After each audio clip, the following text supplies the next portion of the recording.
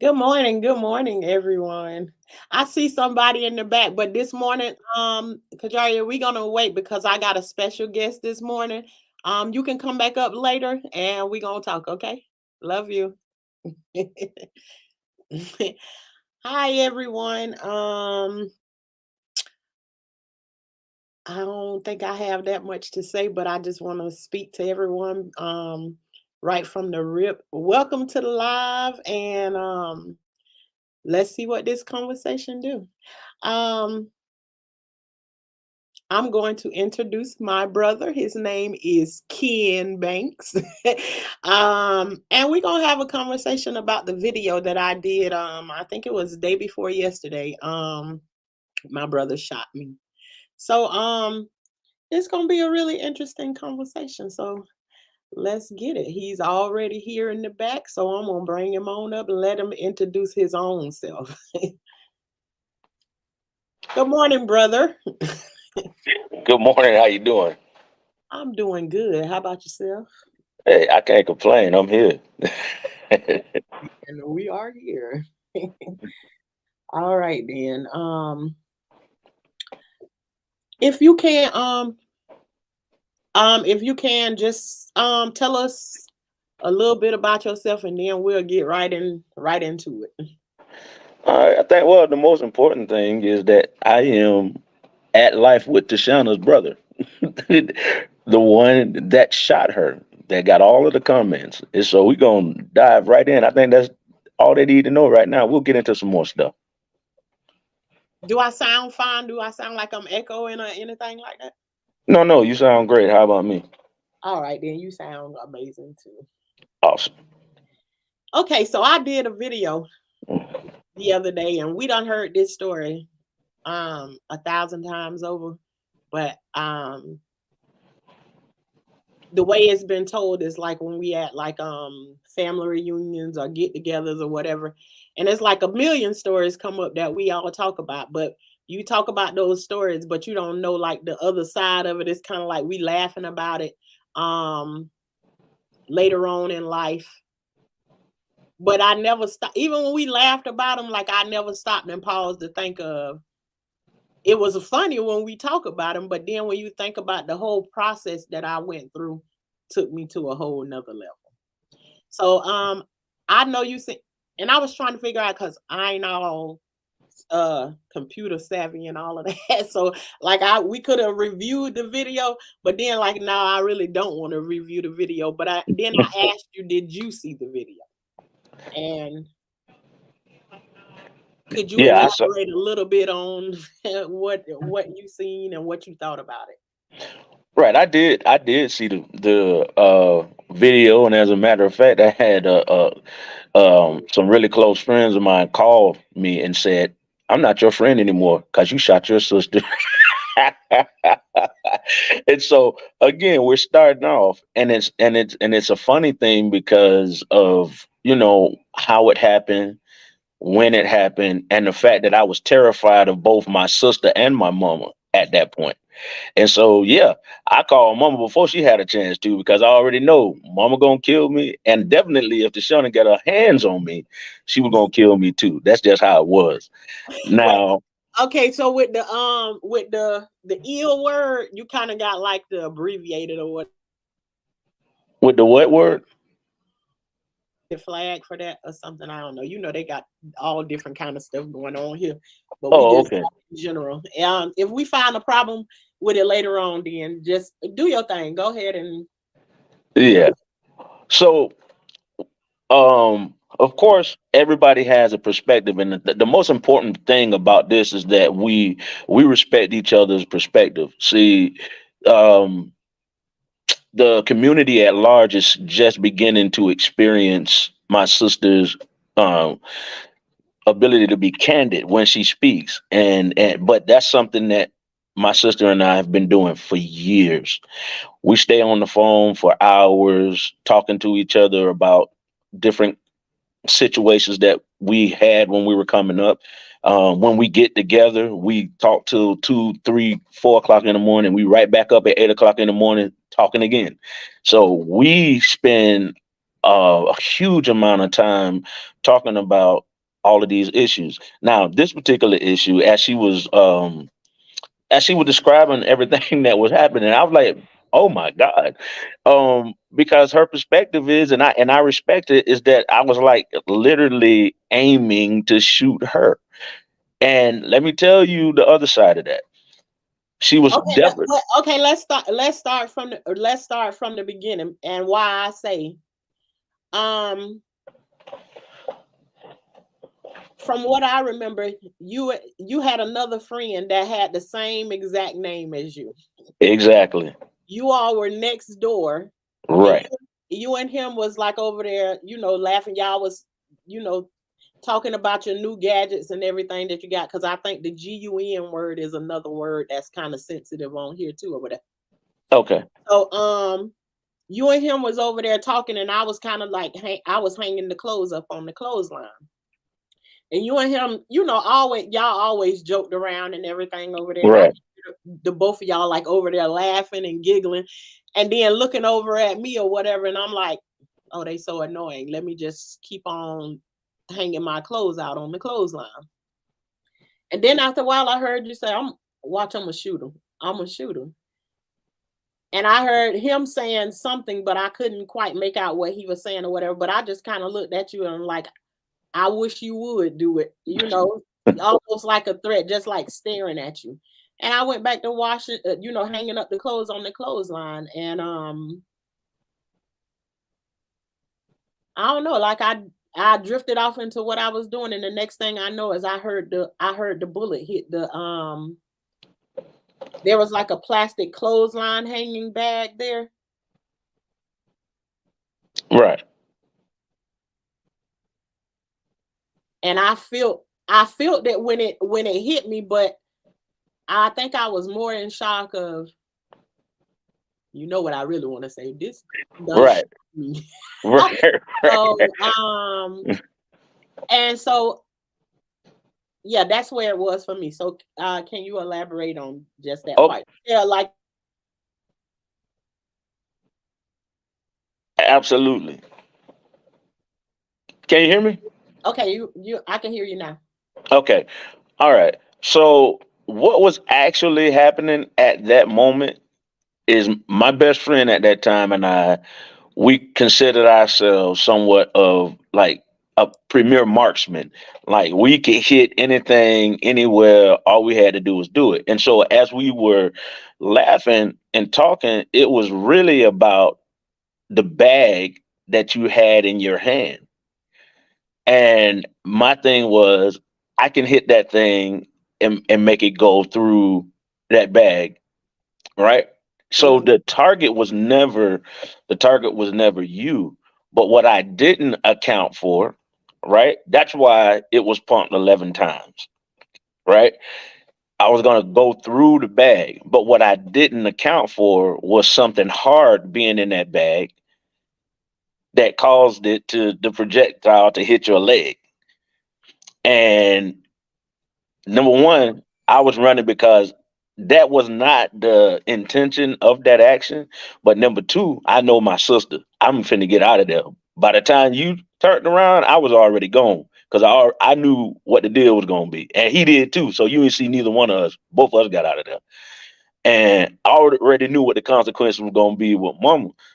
So I called her too, and like, man, because I'm like, I need Mama to talk to Tashana and calm her down because she ain't gonna hear the fact that I wasn't aiming for her. All she gonna hear is you did what you did, and I'm about to kill you.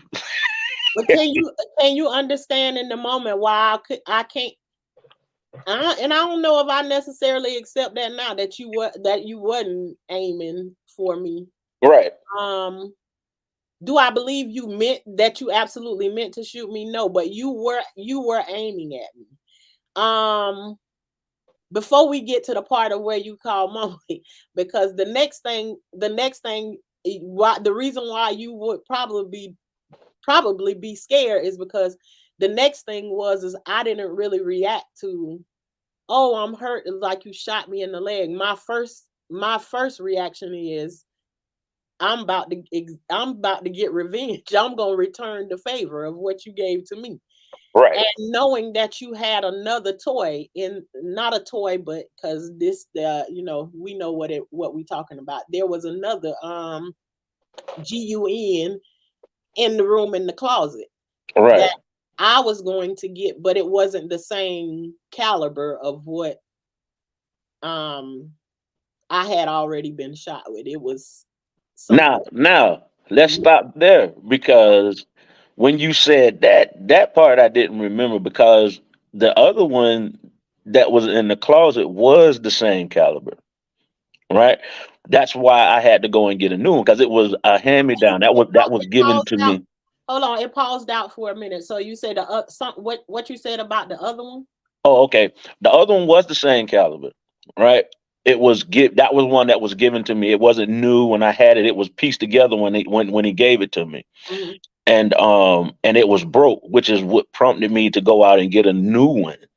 Right. So I knew that one in the house. I used that one about like 2 or 3 times and that thing broke. But it was the same BB, same caliber. And but I knew it didn't work. Um so that when you said that, I was like, no. You said okay, because it blanked out for a minute. So you said you already knew the one that was inside in the room. You knew that one was broken, so that's why you had purchased another one. Right. And it was the same caliber. Okay, so I didn't know that it was broke, but my train of thinking was I'm going to get the other one and I'm going to shoot you back. Right. Is what my first reaction. And then when I found out that it was broken, but you were still running as if it was like like I fixed it or something. I wasn't running from that. I was running from you.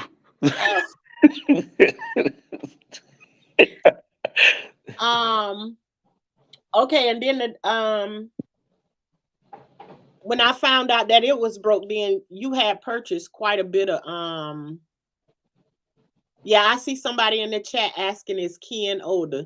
He is. A lot of people think that I'm the oldest child, and I am not the oldest. I'm the second oldest child. My brother here is older than I am. He is older than me. Hey, but stop because you said that this is the thing that we have. I always call her my big little sister because and well, I ain't gonna go ahead of this because it's a lot of layers to this, but um Tashana had to grow up fairly fast, and I wasn't subjected to the things that she was subjected to as far as responsibility.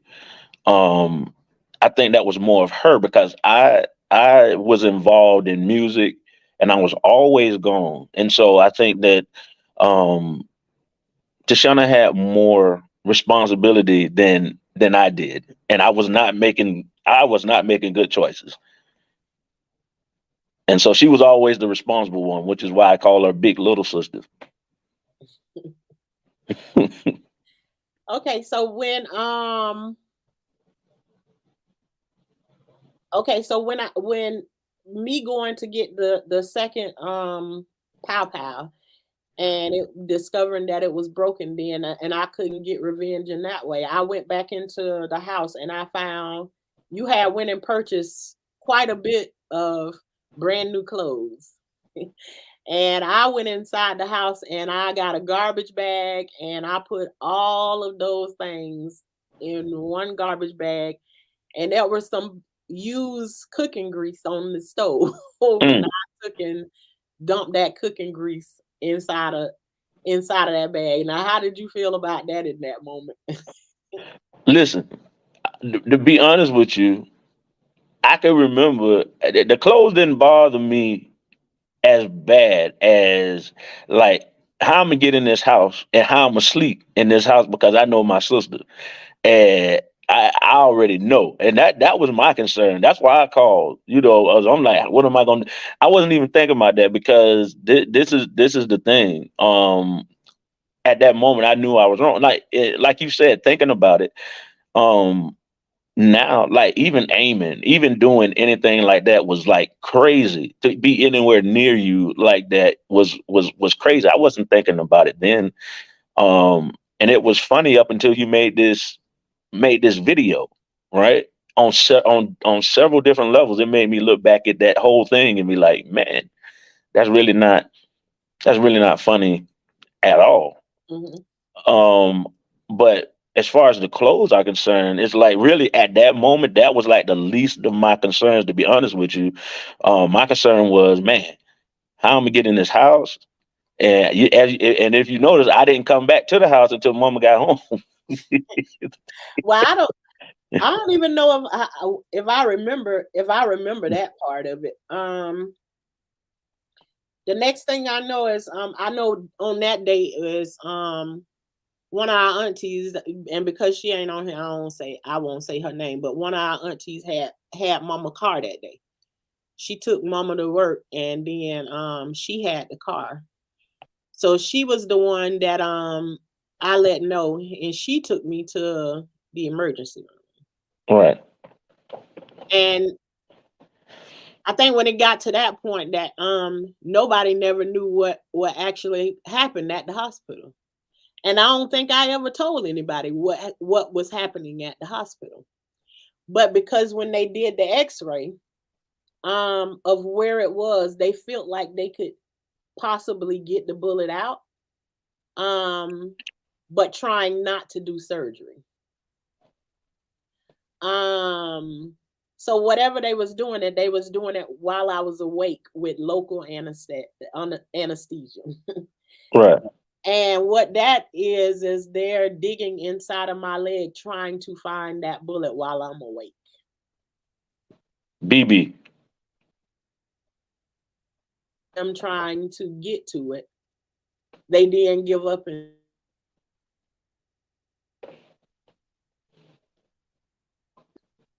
eventually push itself out. Um, or either I could opt to have surgery at a later date and then have it removed. So um, I just went with that, didn't know how it was gonna go and all of that kind of stuff. Nobody know those kind of details of what happened at.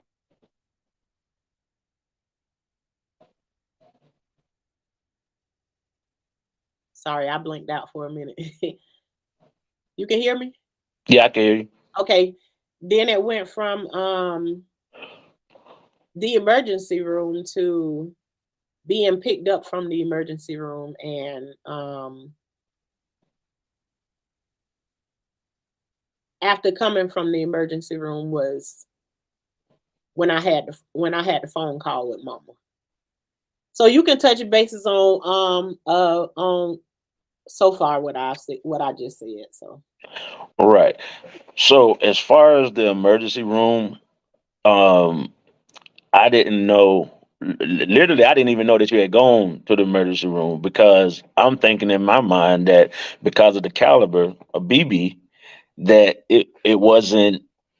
serious or anything like that. Literally, I didn't even know that it had lungs. I'm thinking that maybe it stung you.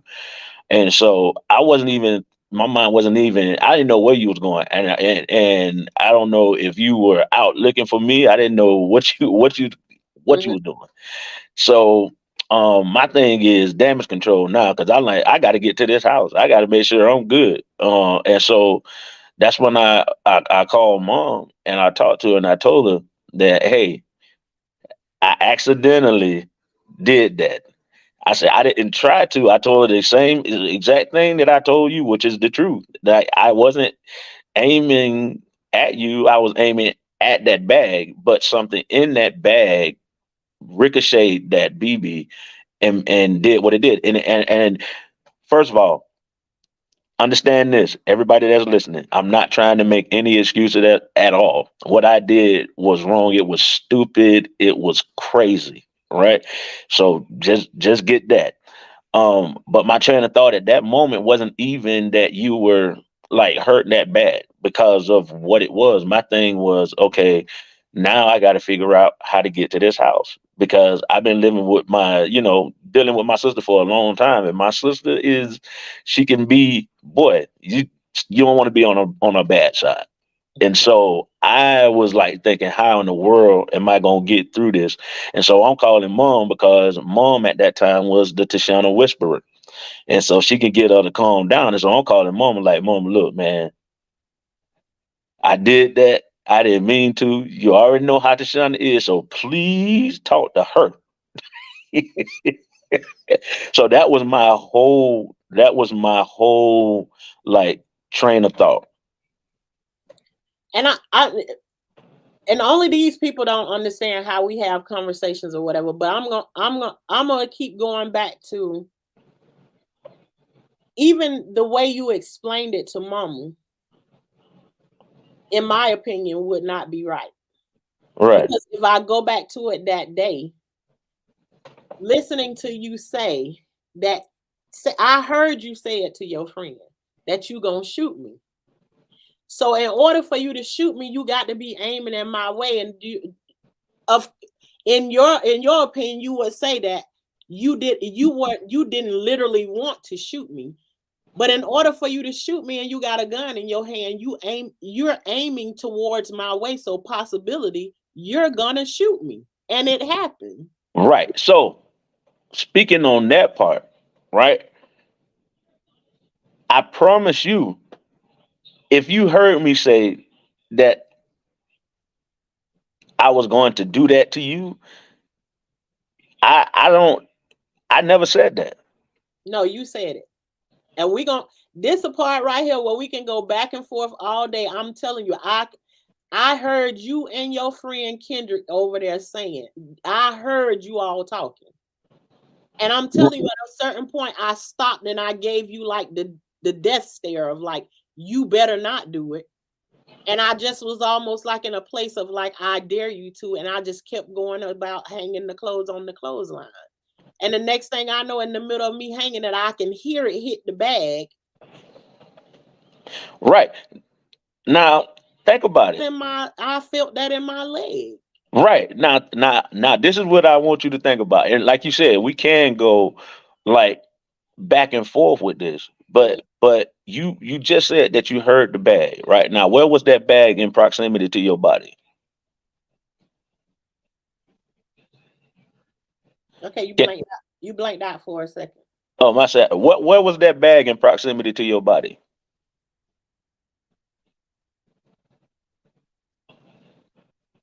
Did I blank out again? Yeah, you blanked out for a second. So you saying where the proximity of the bag that was hanging on the clothesline? Right. Okay, so let me explain. This is one of those bags what you hang on the that hangs on the clothesline that holds. So when the bag is hanging there, the line is kind of like hanging low. So the bag is definitely there and it's hanging down close by the clothesline is like sagging a little bit. So the bag is there and hanging down. So it is rather close to my, because when it's hanging from the clothesline, the little bar that hangs over the top of the clothesline is probably like this long, and then the bag is hanging from that with the clothespins in it. Right. So I promise you, and I get it, and your perspective is gonna be your perspective, and I respect that. But I promise you that we were having a discussion about putting that BB through that bag. I'll tell you, I don't recall saying that I was gonna do that to you. I just know that we were like in competition back and forth, hitting different objects, small objects from distances and stuff like that. And that was one of the things that I said. And I do remember him saying that um it's too close to it. And I said, I'm not, I'm looking at the bag. I know exactly what I'm doing. I know exactly where I'm aiming for. And I don't recall saying that I was going to do that to you. But I do remember us that day because we had been aiming at all kind of stuff that day, and I was feeling good about myself because I was hitting everything that I aimed for. You know what I'm saying? And so at that point, and but that's still mute because at the end of the day, just that act with that bag being as close to you as it was still stupid. It was still stupid. And You know what I'm saying? another thing that on that day, um, nobody was aware of, that I was also 2 months pregnant at the time. Yeah. So it was a lot of stuff. It was a lot of stuff going on in at this moment. Right. So now we go to the emergency room happens.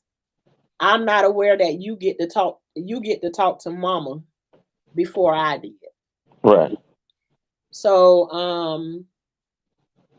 I think what happens is my aunt I usually ride with my aunt if she keeps my mom's car. I usually ride with her to go and pick mom up from work. So my aunt was like, "Are you going do you want to ride with me to go and pick your mom up from work?" But prior to her going to pick her up, she called mom back at work to let her know that she picked me up from the emergency room. Well, when she called her, she put me on. I got on the phone with mom. Right. And when I got on the phone with mom, she didn't ask me about.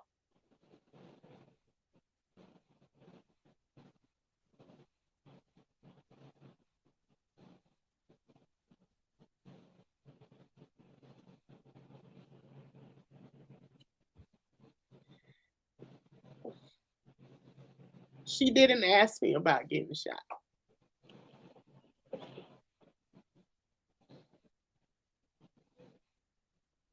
She said to me, "Well, why did you mess up his clothes like that?" So then that's just another, like, dang, like you ain't thinking about me. Like, I got shot in my leg. Like, you ain't even asked me about that. Golly. And I don't even want to cry about it, but it's like going back over and Yeah. thinking about it is just, when I got on the phone with her, she was just like, why did you do that to his clothes? And in that moment, like, I couldn't even answer her because, like, who cares? And I'm gonna say just what I was thinking. Like, at that age, like, I'm 16 years old. My brother done shot me in my leg. You not gonna ask me about it? I'm like, fuck those clothes. That's how I felt about it at that moment. Like, I don't care nothing about those clothes. And then I turn around and tell my auntie, "No, I'm not. I ain't going there to help. I'm not riding with you to go pick her up from work. No, I'm not going." And when she came home, I don't remember her. Um she never looked at my leg or anything. I just felt like it continued on to be more about, I messed up your clothes. And then what goes along with it is that um not just only that one incident, but it's been like some little petty things that happen between you. Like, say, like you playing a game, like you gonna touch my stomach while I'm pregnant or something like that. It's like, Right. let me touch that baby. Let me touch that baby's stomach. I'm like, can you get away from me and stop playing? But like you can be going on for like an hour just playing around. You go away and then you come back around the corner and like you do something. And she could see you clearly, she's sitting right there and she's watching you play around with me, but I'm saying leave me alone, leave me alone. And then if you actually come up and like grab me or something, and then I lash out at you, like when I scratched your face and put that long scratch on your face. She didn't say one thing to you about continuously standing there antagonizing me for an hour. But then when I always end up being the one got in trouble every single time. And Right. unfortunately, no, you being at the age you were, you didn't recognize at that moment that it's happening to me. It was just funny to everybody. Yeah. And now that's when I was listening at the story that you put up, that's when it really didn't get funny to me anymore. It wasn't funny because number one, I looked at the severity of what it was. Like what could have it could have been worse. Um, but the thing that really got me is when you were telling me the part that you were saying talking about the part that I didn't know, like the conversation between you and mom, what was said and what wasn't said, and it moved me because it wasn't fair to you, and I do. The minute that you said that she didn't pay any attention to the fact that you had gotten hit, and she asked you why did you do that to me, my mind immediately went to about 7 or 8 times when that has happened before, and it's crazy. Now I will say that I don't know if I don't even know how to explain it, but I do know that it wasn't fair to you. And when you were talking about it, man, I was tearing up because it's like that's crazy. Because if I put myself in your shoes, would I be able to handle what you handled? Because that moment was just another moment on top of several other moments.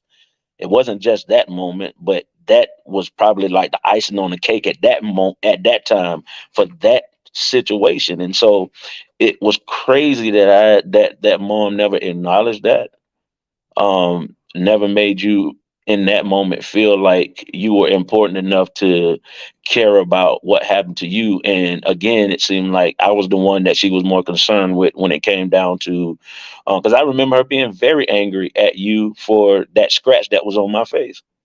Yep. I remember her being very, very angry at you about that stuff. And it usually was because I was antagonizing you, because that was just my thing. That's what we did to each other. And but mom did always seem to I don't know if it was because I was the firstborn. I don't know if it was because she had more expectations for you because you were the responsible one. I don't know what it was, but I do know that it was unfair. And I want to say to you in front of everybody that's watching that I am so sorry that I did that. I am so sorry that I caused a moment in your life again for you to feel any kind of pain that you felt during that time. Because when I, dang man, when I really think about it, I was older than you, but mom kind of made you responsible for me too, just like she made you responsible for the rest of my siblings. So you were raising children that were older than than you. And I apologize for that because it's a lot of pressure. And as I'm looking at a lot of the stories that you're telling, and this is something that I want people to know, because people ask me this several times, like, man, it don't bother you that your sister is on live talking about all of this? I'm like, not in the least bit. I'm gonna tell you why. It's because I have watched my sister go through, and I've watched her suffer so much. And I thank God that she has found an outlet to release some of this stuff, because I'm telling you, there were years that my sister was only a shell of who she actually was. And I never told my sister, or maybe I have told you, but there was a point in time where you were like, you scared me, because you were I'm so used to you being strong. I'm so used to you being vibrant. I'm so used to seeing you fight, and it was like a few years in your life, it was like I felt like you had given up. Like you didn't even care anymore. And so for me to see you coming back to yourself, I don't care. Whatever you have to say, you say and you get it out, because it's healing for you. And then when I look at your followers and the comments that they put down there, like the strength that they gain from you saying what you say, and making them feel like they're not the only ones going through this stuff, man, that's a blessing. And it's a blessing to you to see other people that's kind of experience some of the same things that you have.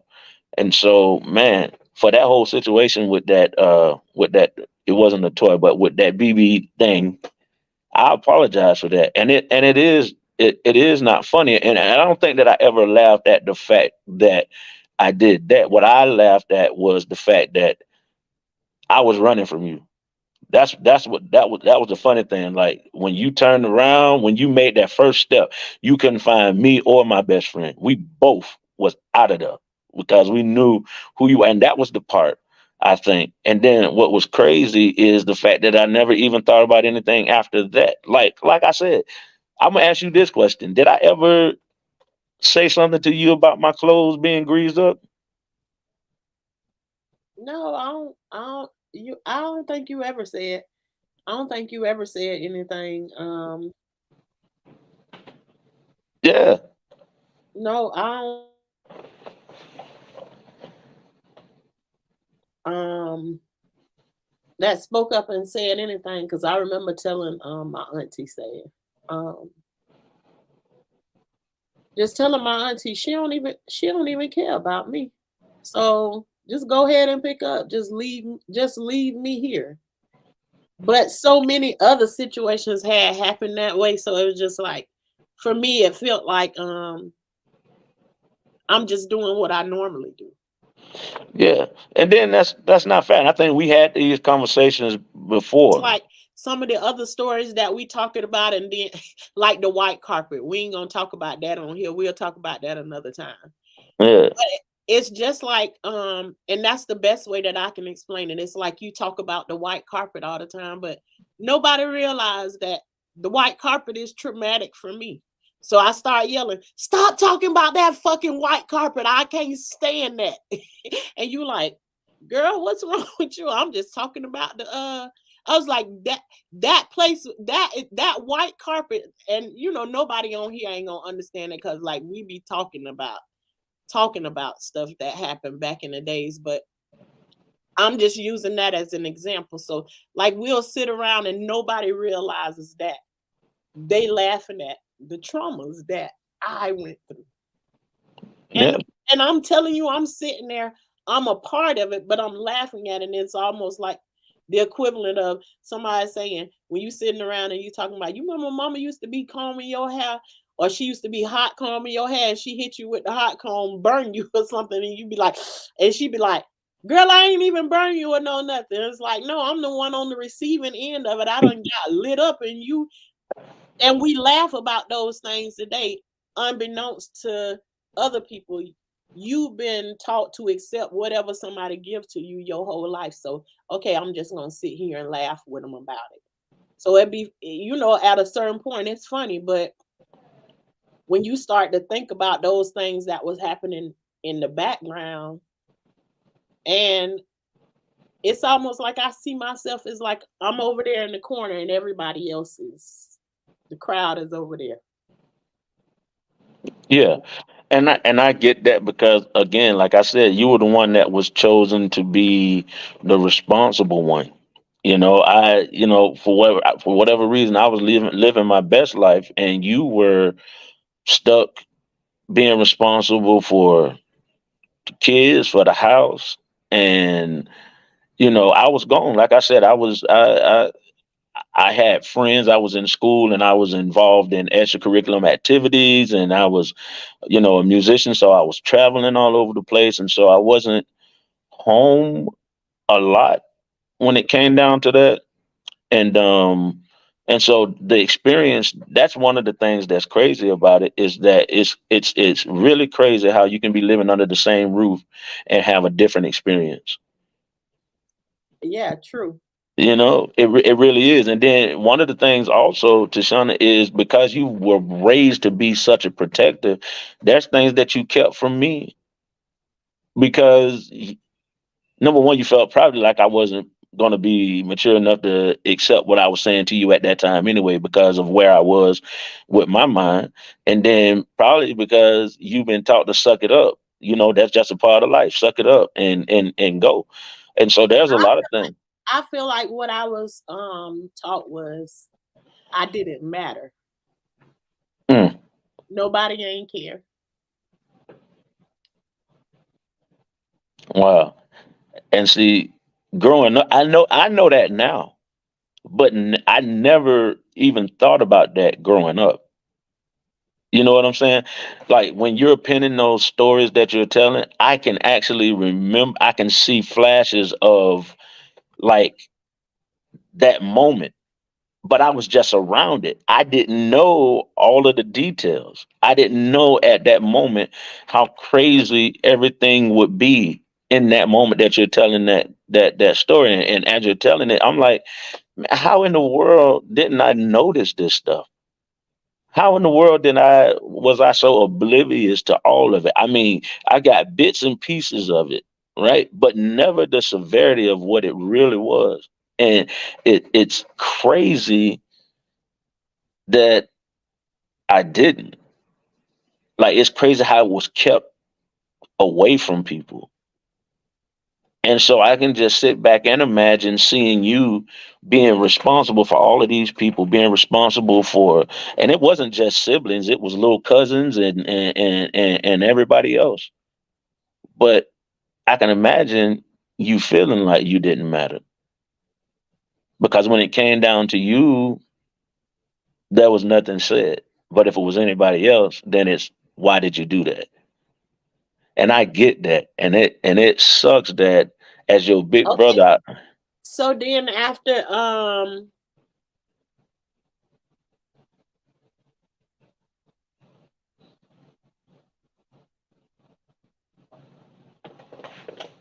when she came home, to me it was like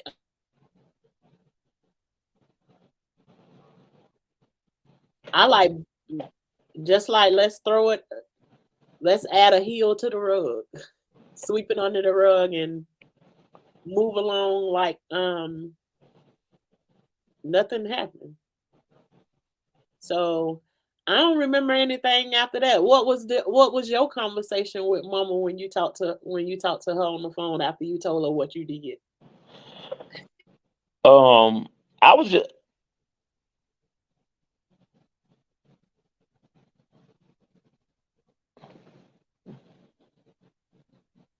can you hear me?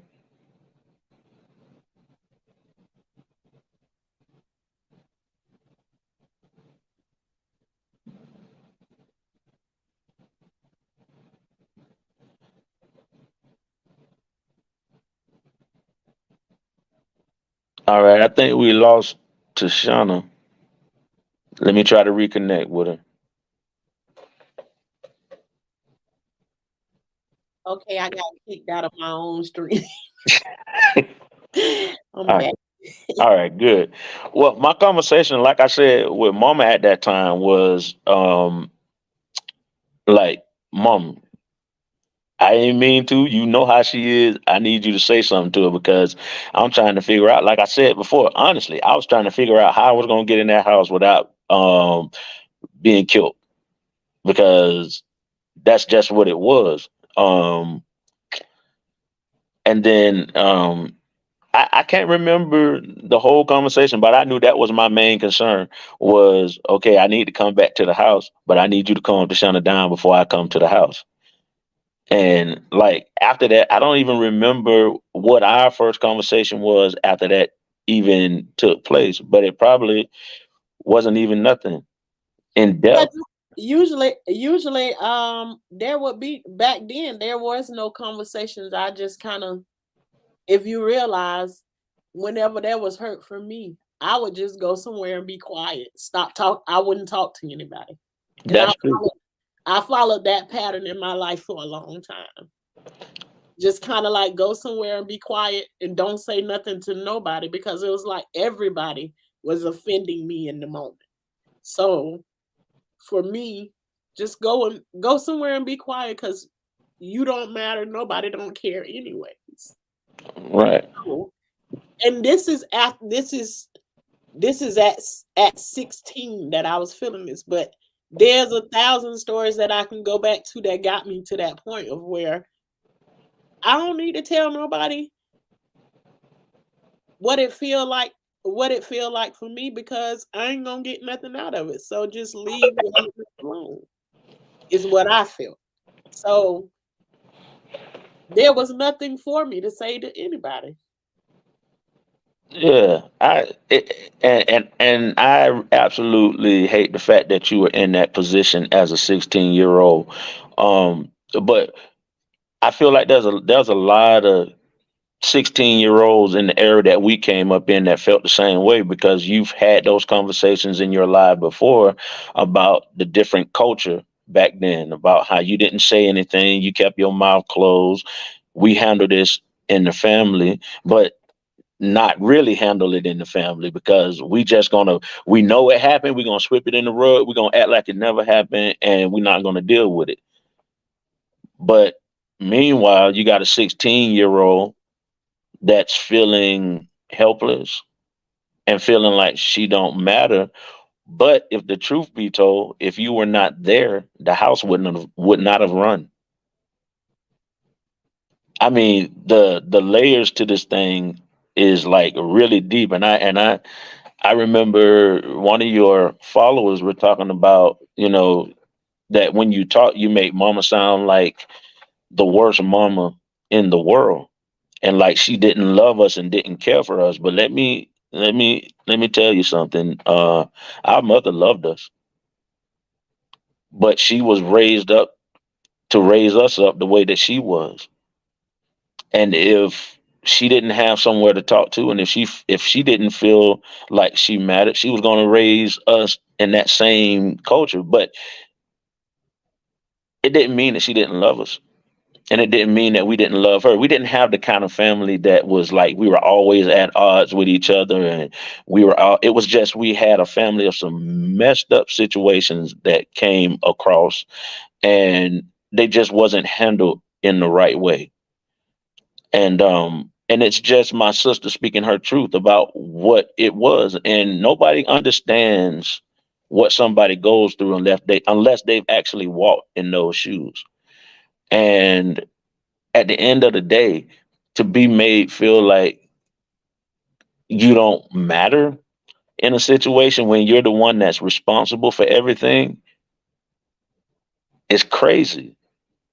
And I look back after looking at your video, I was trying to figure out, what was it? Why was I allowed to like just be free, like willy nilly? Not, I didn't have the same kind of. I mean, of course, cleaning up the house and all of that stuff. Yeah, we had that. But as far as the to the extent that she put you under the scrutiny that she put you under, I don't feel like I was under that same kind of scrutiny. And maybe it was because, like I said, I was involved in so much and I was gone and I was around. I don't know, but you But were the one, even huh? that, and even sorry to interrupt you, but No, even no. in that aspect right there, listen to what you keep saying. Was that? I was involved in everything. Yeah, yeah. Listen to what you keep saying. What was I involved in? Everything. You was involved in the household, the making sure that the house was clean, making sure that dinner was done, making sure that I was okay before we had our siblings, and then when the siblings came, making sure that the siblings were okay. Um, to be honest with you, you never really, even though we had some good times, I don't think that you were ever really able to be age appropriate. I don't think you were ever allowed to be that little girl that needed to be free. And then the other difference between you and I is that I was put around people that kind of spoke life into a situation and had me look at some stuff very differently. And I feel like the people that were around you that were supposed to do that kind of did that, but then also kind of left some things wanting. Like there's so many levels to this thing, and it's a whole nother conversation that we could have. But one of the awesome things that I like about what's going on is that it's provoking conversations that can alleviate this happening from alleviate it from happening to other people, Yeah, right? Understand and know yourself. Just because you live in the same place with somebody, don't mean that you live in the same experience that they're living.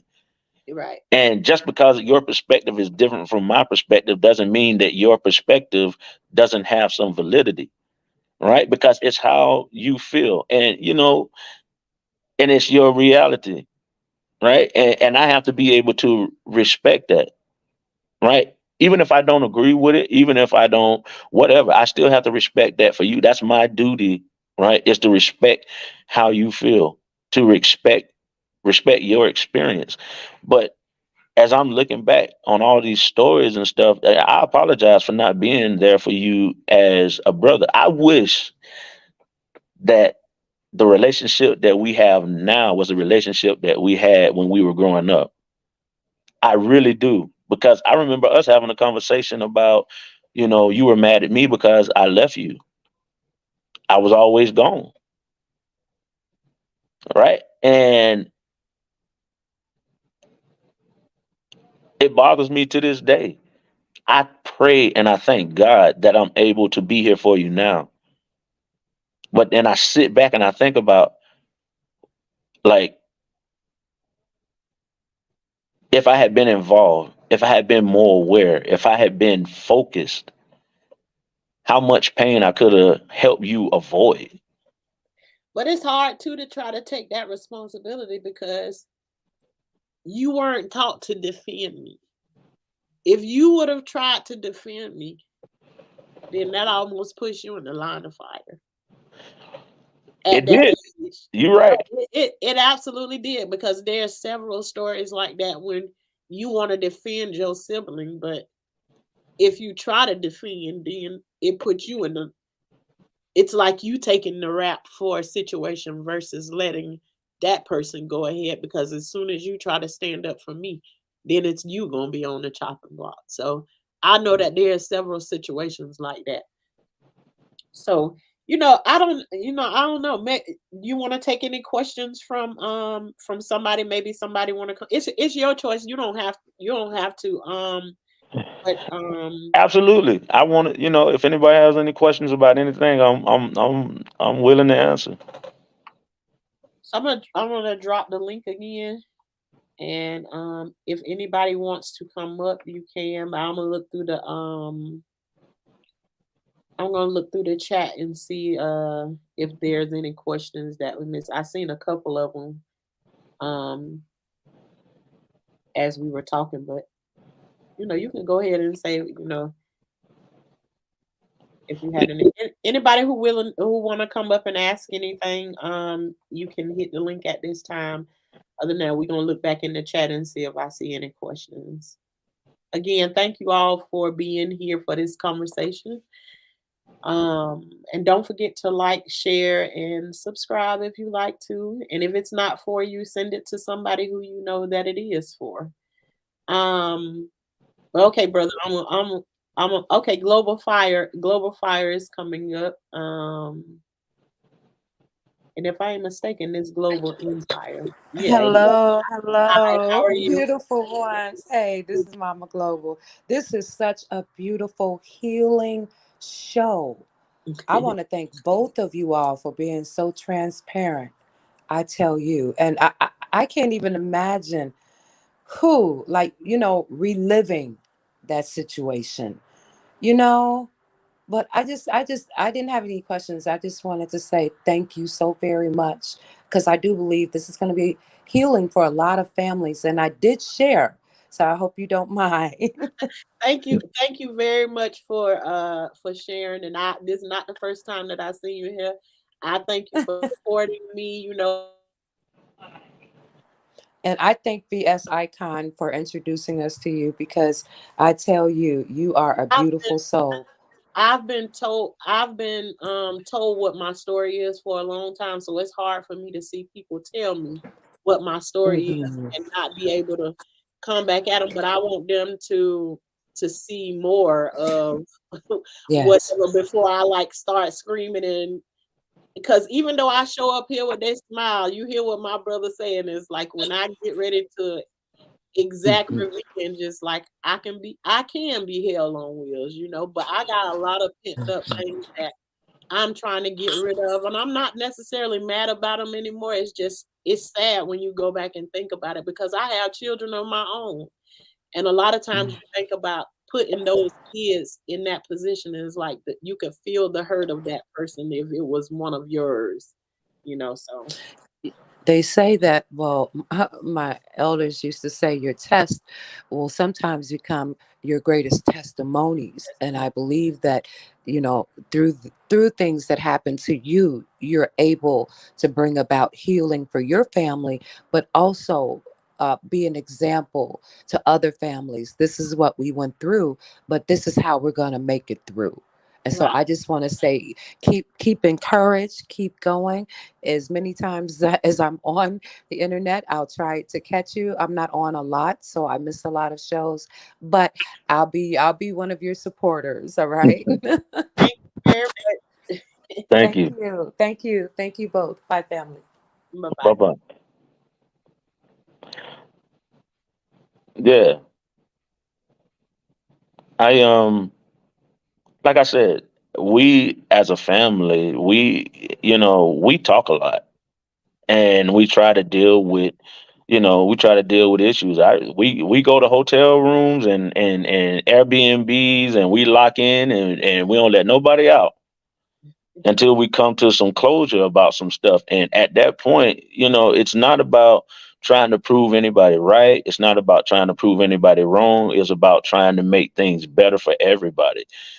Coming up, trying to be responsible for what we're teaching our next generation and what we're teaching each other, and just healing. And it's crazy how well speaking truth, right? Out of love, not out of malice, but speaking truth out of love heals. And I thank God for this platform, and for my sister, because there was the Tashana that y'all see now. She's still not 100%. I know what my sister is. I know who my sister is. She know who she is. And right now, as strong as she is and as courageous as she is, she's still dealing with stuff. She's still not at 100. But I pray God, man, I laid down some prayer for my sister because I've seen the pressure of this life. And I mean, we can have several conversations about things because the pressure of this life are real. There's so many lessons that I learned from just watching my sister. And it's crazy. I've also learned a lot of lessons by messing some junk up because I can do that real good. Um, but I'm also thankful that there were people placed in my life that was able to speak truth into me, that was able to cultivate a relationship um, with God, that I would have something to pull on. And even that has layers in my sister's life. So we could go on and on about so many things, but just if I can encourage anybody that has siblings, like, stop being mad at each other and try to figure out what the deal is. Have those conversations, get it off your chest, and just know that when you get it off your chest, it's not about the people that you're getting it off your chest for. You can't heal if you're concerned about how people feel about it. Only way you can heal is getting it off of your chest and not care, because getting it off of your chest like releases the weight that's bearing you down. You can't care about what other people may feel or think because they didn't walk through it, you did. And so everybody has an opinion about what should be and should not be on a live, and what you shouldn't be saying about your mother, how that make the mama look and how that make your siblings look. Well, the fact of the matter is it only make them look like who they are. And the mistakes that we make don't define who we are, right? Right. Right. But the willingness to get it right does. And the only way that anybody can ever get anything right is having a healthy sense of reality. And that's what my sister is doing. She's giving you a healthy dose of the real. And it's usually the real that don't nobody want to deal with. I seen somebody ask, how did the police not get involved? I, I don't even know. I, I don't know. Because again, I think when my sister was telling the story, she's a very good storyteller, right? And she's telling the truth. But when the way that she said it, I felt like I wanted to hurt myself, because it was, you got to understand the caliber of that thing was it was a BB. It wasn't a bullet. It was a BB. And so I think that because it was that, the police didn't get involved, because they usually won't with stuff like that, because it happens so often. Um, so I think that's what it was. I just don't think that it was serious like that. It was to my sister, it was to me, but not to the point that it was like a criminal thing. So the police wouldn't get involved in that. It says, how long did it take you both to get to this point in your relationship? we never ever skipped a beat. It's because like everything that happened, we were so used to pushing things up under the rug. And I think it's just like I got to a point of where like we sit in places, we go places together, and that's what we do. We run, go places. I mean, we went to Virginia. We ran all over the place while we were there. And I just kept saying to my sisters, like, golly, we do all this ripping and running, but we don't never have time to sit down and like work things.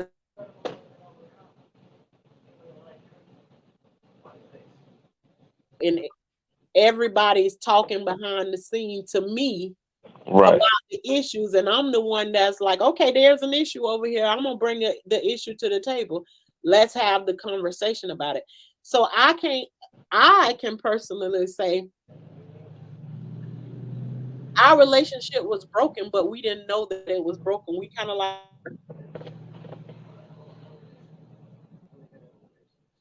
it was like he could be very annoying, but also funny and like balancing at the same time. So there was never a point where like me and him just I never talked to him like that, or he never talked to me in that way. It's just this stuff just never really came up to me. Yeah. And I think that we were never like Shauna said, we were always close. We were always laughing and stuff like that. We were always on each other's nerves like siblings do. Um, I mean, it's what it was. But I think what happened is when Tashana began releasing some stuff, and I had no idea, because we have conversations, and I can remember in my mind that I called my sister on the phone, and I'm like, Tashana, you got to stop this. Every time you call me, you blowing my mind. You making me look at things in a totally different aspect. And so I believe when she started releasing, we we never knew that our relationship or that it was broken, like my sister said. But I also feel like that the love that we have for each other after we even found out that it was broken, we didn't skip a beat because it went from being broken to, okay, we need to heal. Our whole family Yeah. needs to heal. And so it went from not knowing to, let's fix this. So we didn't spend any time like on the blame game on why I was broken or you were the reason, or my sister had every right to look at me and said, you know what, mama loved you more than she loved me. But we never had that conversation. She took that on herself. She didn't give it to me because she was groomed to be a protector. She was groomed to be maternal before she even had kids. Because mom, we were key latch kids. You know what I'm saying? And so, you know, Tashana was the responsible one. I was the one I was the class clown. I joked around, and Tashana, I really honestly think that some of that was a mechanism to keep me ignorant to what was going on around me. Because it kills my wife. Even that we can be going through something serious, and I'm trying to make her laugh, and she get really pissed because sometimes it works, and she don't want to laugh at that moment. She want to deal with the situation. I'm running from it because I wasn't groomed to deal with that, and I'm just realizing that now as I'm talking, sis, that I wasn't groomed to deal with that. I was groomed to be around it and not deal with it. I was groomed to live my life and just let stuff happen the way that it happened. And it's crazy that conversation will reveal that stuff to you. And so if you're not talking to your people, talk to your people. S- Talk to your people. And I thank God for my sister, because I'm telling you, that's literally what it was.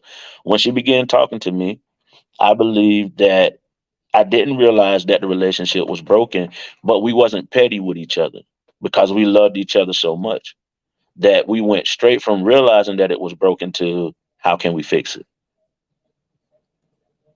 And so again, my sister with her maternal upbringing, it ain't even just about her and me. It's about all our siblings. It's about our whole family, which spurred up us getting together and having conversations where we're in the middle of the living room and everybody crying, everybody bawling, people mad, want to leave, want to fight, but you ain't going nowhere till we get this together. And I think that that's a beautiful thing. Yeah. Somebody said, "Do you think this perspective came with age or just your personalities?" Both. It, yeah, I, I, both. I think it's both. Because my sister and I, when it come down to personalities, we're kind of the same with that because I can't no, our personality is not the same because my sister can go from 0 to 100 like real quick. It's some stuff, and I get it. I'm a person that has, I'm not very short tempered. I'm very mild mannered, and I want everybody to be happy, right? And I've been taught to kind of shy away from issues, and I've been spending the past 2, 3, 4 years trying to remedy that because I need to be able to deal with serious issues in a serious manner. And I thank God for that. There's some situations that, I call and I talk to my sister, and she'll say something to me like, uh, it's you. I'm like, what you mean? I'm like, what you mean? Do you hear what I just said about this and about that and about this and about that? She no, it's you. And that prompted, because I am a minister and I speak, and I actually spoke on a message that said, issue, issue, issue. The ISSUE Yes. is IT apostrophe SYOU. It's me. And before you can fix anything around you, you got to fix yourself. Because when you fix yourself, then your perspective begins to change. And I think that's what it is. Global Empire asks, did any family members ever receive counseling? I don't, I've never been to counseling before. Have you ever done counseling before? I'm in counseling now. Oh, absolutely amazing. I'm in, I'm in, Go ahead. I'm in counseling now. I'm in counseling with my family. I'm in counseling for myself. Um, because you realize that what you experience in life, what's happened to you, has very strong bearing on how you treat your family and the people that's around you and how you deal with situations. And I got involved with counseling because, for us, for me, for my family, I'm not going to just say all African Americans, but for the most part, a lot of us, our counselor was God, Hmm. right? But then there has to be a balance, right? Because there's sometimes you want to be able to heal in a way that's healthy. Because some people heal, right? But they don't heal healthy. Right. And when you don't heal healthy, it's problematic, and that issue can raise itself again. And so I try to make sure that my family is healing healthy. Try to make sure that I'm healing healthy so that I can make better decisions. So I haven't done any counseling, though I talk to a lot of different people. I've never been to some anywhere that like I'm willing to open and talk about the things that I talk about now. But me and my sister have been behind the scenes quite a few, and the next thing that we were talking about doing it, me and her been talking about it now for almost a year, is that we do want to do where we get Airbnbs and like we travel and stuff, do things together as a family. Everybody call them like family reunions, but we don't do like a whole bunch of like stuff that everybody else do. Um, we literally spend time closed in together, having conversations, getting to know each other, and things like that. So we have been talking about doing something where we have conversations, but we also have a counselor that stays in the house with us the next time that we do something. So we'll see how that goes. Um Another question they have for you is, as a pastor, have you ever shared these stories with your church during service? I have definitely hit on some issues. I mean, I not really dove into a lot of stuff, 'cause that's a whole nother live. And my sister know exactly what I'm talking about. And it'll probably blow some of your viewers away when they find out about that. But When they yeah, find when they find out about what again? I find out about, they were asking if I ever said anything about the stories at church. It's not funny, sister. Hey, you can share some right now, and I'm sure in other videos, like we'll hit on it, but you can share a little bit. I don't mind. Okay. It's gonna All be right. talked about eventually. All right. I had to sit up in my chair now. uh, you have to be mindful of the people that surround you, and one of the things that is prevalent is everybody knows the story about our mom, and it just so happens that some of the siblings of that relationship actually attend the church that I'm a part of. And so I'm very selective about what I do say and what I don't say, not because of um, it's not the truth or anything, but I'm just being cognizant of who's around me. And you have to be smart. There's a time and there's a place for everything. And just to let you know, we have had conversations with siblings from both sides of that issue, with the other family, the married man, and our siblings. And let me just say this, what he's talking about is I have actually it's one of my highest viewed videos is my mom slept with that lady's husband. So some of these people go to the church with my brother that was on the other side. And we don't want to get into a whole bunch of that because we'll have more conversations about it, but that is too what he's dealing with. He had the children of how do you even say it? The other half of the family. See, we one side of the family from one state, but my brother ended up at a church with the other side, this man's wife's family. So there's a lot going on. a Yeah. lot. There's a lot going. There are a lot of layers, but I will say I don't want anybody to think that it's a messy situation, with the church and everything, because it's not. It's actually very healthy. Um, and but you pick and you choose, what you're going to release at what time, and with stuff like that, I would have more personal conversations with them than I would putting it across the pulpit. Being live and on YouTube is something totally different. And that's just what it is. And so, yeah, I haven't really touched into it, but I have touched the principles that I've learned from those situations. And the problem being you or the person that if you want to see things change around you, you have to be the person that change you.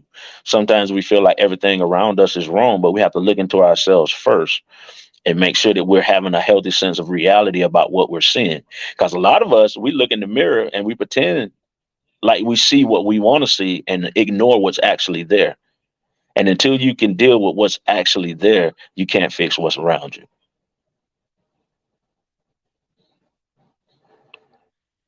Well, amen to that. And I see Nubian Queen said, "My mom slept with that lady's husband is an unfortunate reality." Well, that's going when we have that conversation, I think it's probably gonna generate probably a lot of talk from that. I never expected a whole bunch of people to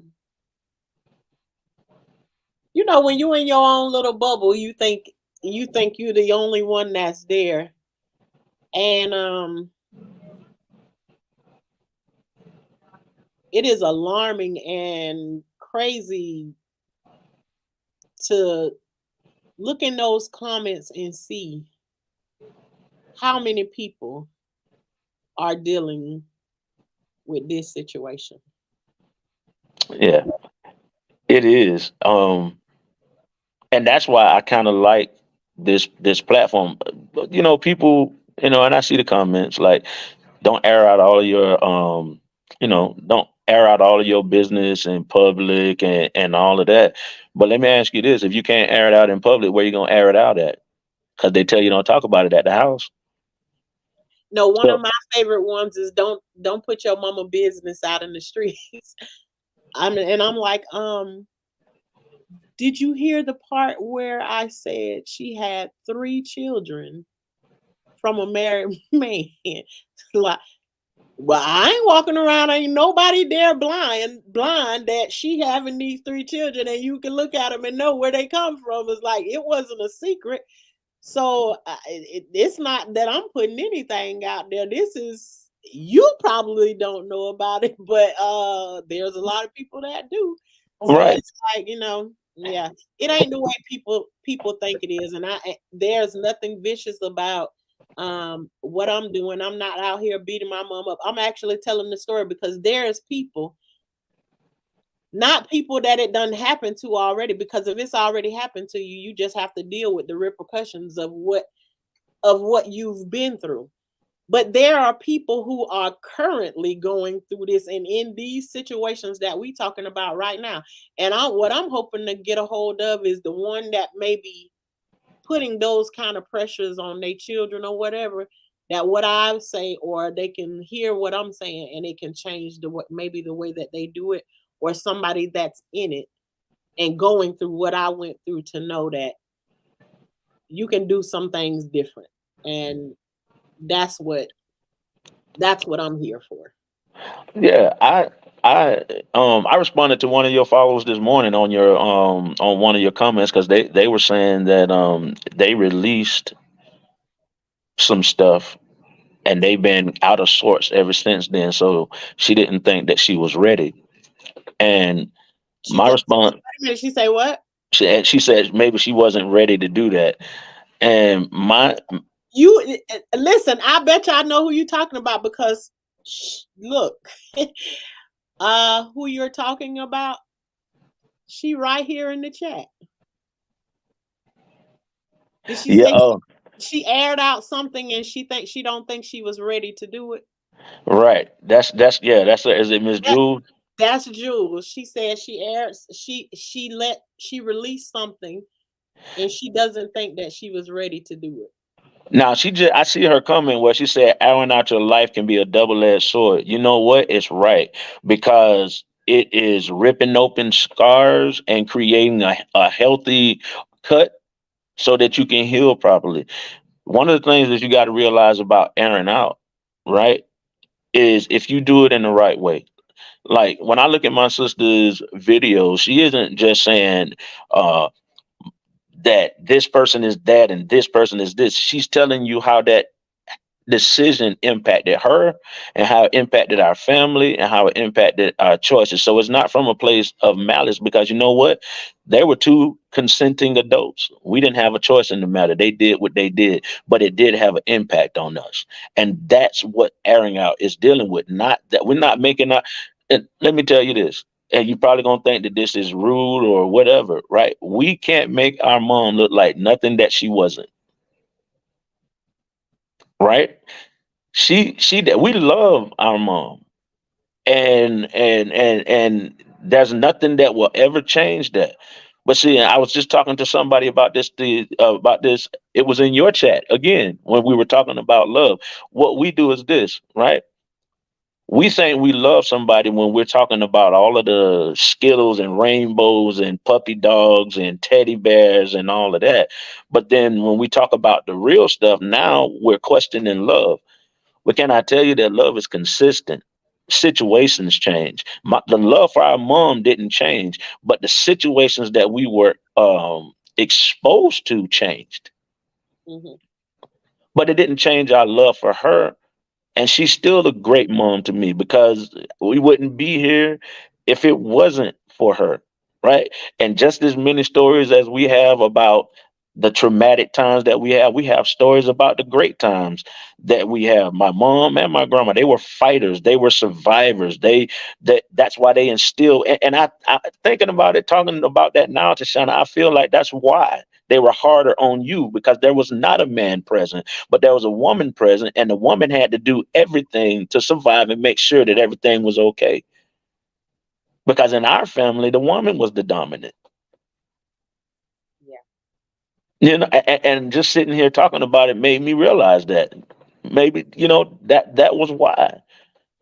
And so you know, I when you airing it out in a sense of love and you're trying to get closure, or you're trying to get understanding, and you're trying to heal yourself, that's different because in that instant it doesn't matter about what anybody feels about what you said. You're just getting it out of your system, and you're letting it go. Now you can begin to heal. Now you can begin to. It would be one thing if she was on here and she's saying all this stuff and then she's not getting any healing from it. If she's just recalling all these memories because she just want to be malice and point this and point that, but that's not what the case is, right? But you got to have ability to not care about what people think when it comes down to your truth and what you experience. Because guess what?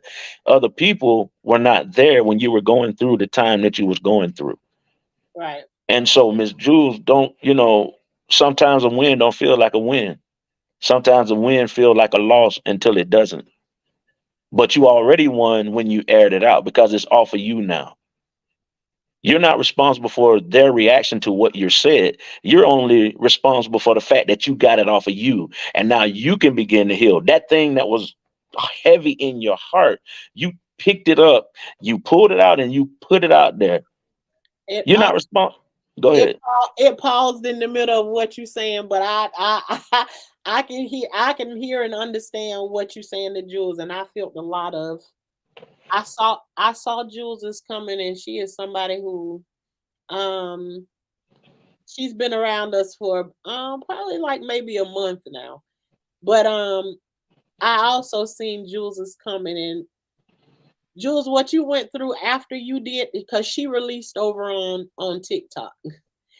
Um, she felt like it wasn't a good thing, but usually what happens to you is when you do release, it feel like you just went and plowed up 2 acres of land by your own self. So when you say that it put you out of commission for a while, or it made you down for a little while, that's exactly what happened. It's like it take all of your energy away. And then when you go and rest and come back, it's like you renewed. I know it doesn't feel like it, because when I came on here and released about this right here, I needed the 2 days in between before we come back and do this part right here. And the rest of my day after that was like great. Good. And Jules is coming up. I don't know what kind of timing you on or whatever, but this is gonna be a conversation. That's okay. That's Okay, okay. good. I'm here for it. Let me know when you need um when you need to go, because it is what it is. But I'm gonna bring Jules up. Let's see what she gotta say. Hi, Jules. Hi, Tashana. How are I'm emotional, so excuse me. But No I want, if you don't mind, I'd like to address your brother. Go ahead. I woke up this morning, well, just only about 30 minutes ago. I have self-isolated ever since Tashana knows everything that I did earlier this week. Right. And I read what you wrote. And it literally brought me to tears. I don't know why it did, but it did. And I did respond back to you on that. Let me say, I wasn't forced to reveal my story. I did it openly and willingly. Right. I think it was Monday or Tuesday. Tashana will probably remember better than I do. But in any case, while I was doing it, I was feeling some sort of a I don't know. I don't know if energetic is the right word to use, but I was feeling up maybe, or while I was doing it, because I did have a lot of support. Your sister was there. VS was there. A lot of the people that are here in the chat now was there, and I empowered. Maybe that's the word. I was feeling empowered, and I did it. And then I started getting questions, and I was answering the questions, even questions I didn't even want to answer about myself personally, but I did it anyway. And once that was over, probably about an hour or so later, is when this overwhelming dread set in. And I was like, Julie, what did you do? You know, what did you do? Wow.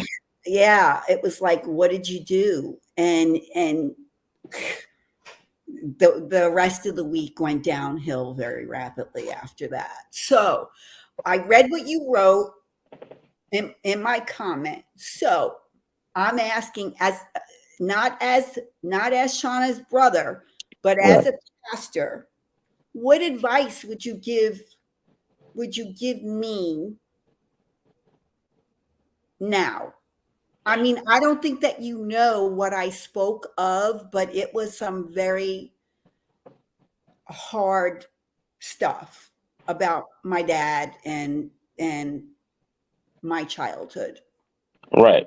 So, Miss Jules, let me ask you, how long were you carrying that?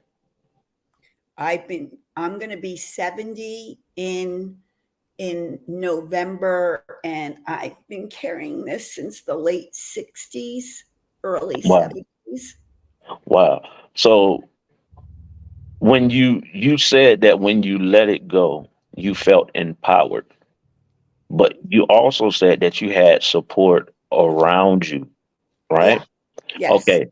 So this is the thing. I want you to know this, right? That the empowerment that you felt didn't come from the people that was around you. It was from the fact that you were finally letting go of something that you were holding on to for so long that bothered you, that you didn't share with anybody and you didn't have any closure about, and you let it go. That was the empowerment, right? Now, when you have a moment and the support is gone and you start thinking about everything that you released and what people could feel and what they could say and all of that, then it comes to a point where you begin to think about, like you just said, did I why did I do this? What did I just do? But let me ask you this. When you let that go, what was your intention? Um, you mean when I spoke about it? Yeah, when you finally spoke about it, what was your intention? I gosh, I don't know. Shauna and VS, I don't know. I can't, in all honesty, I can't answer that. I just thought, gee, maybe this is the time and the place that I can speak to what my father did to me um, as a child and what my mother did not provide for me as a child, and what, you know, what Right. my So let me people so said. Go ahead. I'm I'm sorry. I'm sorry. No. So let me tell you what I hear from you saying, right? Hmm. You were listening to Shauna VS, something Hmm. that they said connected with something that you had gone through, Yes. right? Yes. And Yes. because it connected to something that you've gone through, you felt kind of a responsibility. You felt kind of a needing to, okay, I need to get this out because it touched you in such a way. Maybe now you can touch somebody else to help them, right? My thing to you is I want you to come out of self isolation, open up your doors because you didn't do anything wrong. First of all, okay. Hmm. Your week went down because your thoughts were racing all over your head and you began being remorseful for telling your truth, which is a truth. You didn't do it out of any malicious or anything like that. It didn't come from that place because you would have told me that when I asked you what was your intention, right? Your response to me was you didn't even know. You just felt like you had to get it out. So you could have said, I wanted to do this because I'm angry about this and I could have did that and this and all, but you didn't say that. You felt a pushing to tell your story because Tashana's story touched you and maybe your story could touch somebody else. So number one, your intention was pure. Well, yeah. Well, yes, it was. I've been watching and following and participating with Shauna, like she said, for about a month now. And a lot of the things that she talks about, I feel like we were sisters in another life. Right. Because we have such things in common, and similar things have happened to us, but I never spoke about it. I think what's bothered me the most is that when earlier this week I told the story, and I told the entire story, what got me later is because I also revealed that even though my father did these things to me, I never stopped loving that man, even till this day. Even though I know what he was, and that's I think that's what threw me into the tailspin for the rest of the week. That after finally verbalizing it to, the public outside of a therapist off, like the only time I ever verbalized it was in counseling, in therapy. I couldn't even verbalize it to my own kids. My brother had to do it because I couldn't do it. So it threw me into a whirlwind for the rest of the week, because it's like I started to say to myself, how could you sit there and tell Shauna and VS and basically the world what your dad did to you, and what your mom did not do for you, and how it shaped your entire life, and still proclaim to everyone that you still loved him? Do you see how sick that sounds? Miss Jules, it doesn't sound sick. You remember what I said? Maybe you didn't hear this because you might not have been on that streaming. But man, love is consistent. Situations are what change. And even though, and I don't know the whole story and everything, and we won't get into it, but even at that, you're not sick because you love someone, right? Your situation was horrible, that I'm gleaming from what you're saying to me. But because you love someone that did you a disservice or that did you wrong doesn't make you sick. It just makes you human. So I know there was moments of sick things that happened, but there were also moments of love that took place. Yes. And You understand? that's, Right. yes, exactly. When I go from my earliest memory of a childhood, and I know people are going to think that this is like super strange, but I could remember going back to age 2 and 3. So up from that point in my life to age 11, I was the happiest kid you ever wanted to know. I had the greatest uh, family life. I mean, my dad was my world. My mom was not. I did not have a relationship with her. I'm not going to rehash all of that. But my point of it is at age 11, that's when my world started changing. But I didn't realize it at the time. And it All right. wasn't. So hold on. Let me stop you right there. All right. Because I'm going to tell you something. You said 11. Up until that time, you knew love, right? Yes. Okay. I can tell you that that's significant because I have a daughter that's not a blood daughter.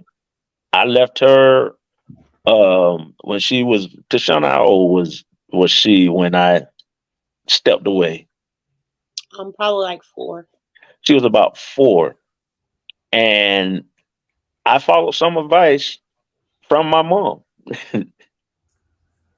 And she was like, okay, you're not involved with that child's mom anymore. You're going to confuse her. So you need to just let it go. Cause I was raising her like she was my own, but my mom was like, you're going to confuse her because she's going to be she's calling you dad. She's calling somebody else her real dad. And then whoever her mom's going to be with, that's too much.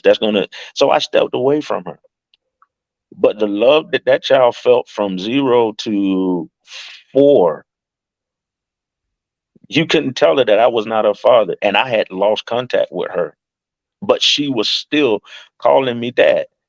So from age 2 to 11, that's a lot of love. That's a lot of love. It was. That's a lot of love. That's a lot of protection. That's a lot of making you feel important. That's a lot of that. When you Even turn to after, though, even after, there was still, even though there were those very moments, dark times, he was the only one other than my brothers that there was still love there. I guess, when you asked earlier, did it come from a place of maliciousness and stuff? No, it didn't. But I still carry a lot of anger towards my mother. And Shauna knows this. I have not spoken to my sisters in over 20 years because of the situation. So there's that. yeah, I get it. But what I do want you to do though is open up your blinds and open up your curtains and open up your door and step outside and take a deep breath, because you're not sick because you love someone that had some horrible moments in your life that also gave you some love and attention and all the things that you needed. It does not justify what they did, but it does justify that you still have love for them. Okay. And so you're not sick about that at all. And I would, I'm a God-based man, and I believe in relationship with Christ. And I just feel like that when it come down to, you're a survivor, Miss Jules. You got through this. You are not defeated. You're not destroyed. And anytime you go and take a step forward in the right direction to give yourself some relief, there's a mighty rushing wind of something that's going to make you resent doing that thing that you needed to do for all of those years. It doesn't make what you did wrong. It doesn't make what you did bad. It doesn't make how you feel wrong, right? It's just the conglomerate of humanity. So stop feeling bad about what you did and let it be what it is. You got it off of your shoulders. You got it off of your heart. And you release that. And that's awesome. So don't feel bad for yourself. Don't feel bad don't worry about that. You did what you had to do. And I'm a insert right here because I know how Jules roll, and I feel like what you just said to her was the stamp on it. Jules, listen to what he said, that very last part, and just meditate on that one part, because I also hearing you that when somebody give you something good about you, you will take it and pick it apart in 5,000 different ways. Just take the statement that he just gave to you, that last statement, and stay right there with it. Don't take it apart. Don't deny it. Don't throw it in the garbage. No, nothing. Just hold it in your hand and just go over it over and over and over again.